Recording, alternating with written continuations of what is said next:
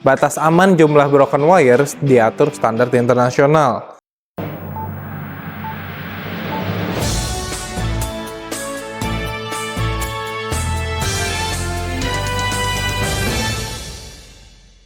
Halo, saya Ruby, saya metal product specialist yang sudah bertahun-tahun bekerja dengan metal product di Spanset Indonesia, terutama dengan wirerup. Dan hari ini, kita akan bahas tentang kerusakan wirerup, yaitu broken wires. Broken wires pada wirerup menjadi perhatian utama dalam industri alat angkat, karena secara signifikan mengurangi kekuatan tarik dan keselamatan operasional. Ketika kawat-kawat kecil pada wirerup patah, beban distribusi pada kawat lainnya meningkat, mempercepat keausan dan memperbesar risiko kegagalan total. Broken wires juga dapat menyebabkan abrasi pada komponen lain seperti drum atau puli. Lebih jauh lagi, patahan kawat seringkali menjadi indikator adanya kerusakan lain, seperti korosi internal atau kelelahan material. Karena wirerup digunakan untuk mengangkat beban berat dan seringkali dalam aplikasi kritis, kegagalan dapat menyebabkan kecelakaan serius, kerugian material, hingga hilangnya nyawa. Oleh karena itu, deteksi dini dan penggantian wirerup yang menunjukkan broken wires adalah langkah penting untuk menjaga keselamatan dan efisiensi. Penyebab paling umum dari broken wires pada wirerup mencakup kelebihan beban, penggunaan yang tidak benar, dan faktor lingkungan. Kelebihan beban memaksa wirerup bekerja melampaui kapasitasnya, yang mempercepat kelelahan material dan menyebabkan patahnya kawat-kawat kecil.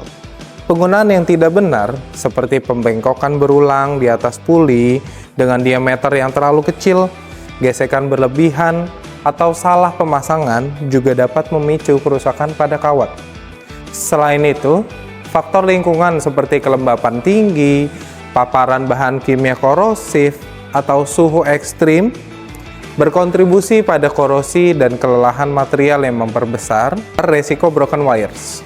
Kombinasi ketiga faktor ini seringkali mempercepat kegagalan wirerup, sehingga inspeksi rutin dan penggunaan sesuai rekomendasi produsen sangat penting untuk mencegah kerusakan.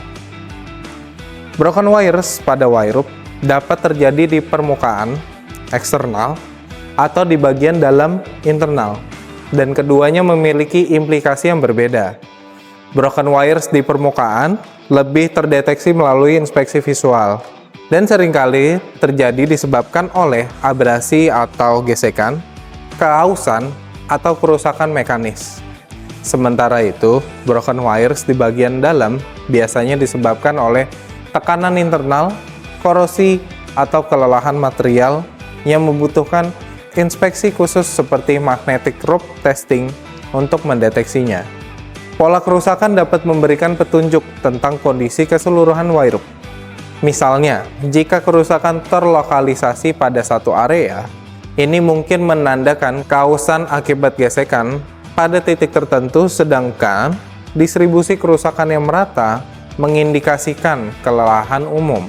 Analisis pola ini penting untuk menentukan apakah wirerup masih aman digunakan atau harus diganti.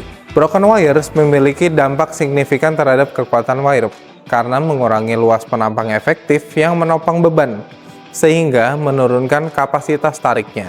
Selain itu, broken wires dapat menjadi titik awal kerusakan lebih lanjut, seperti kelelahan atau korosi yang mempercepat degradasi keseluruhan. Batas aman jumlah broken wires diatur standar internasional.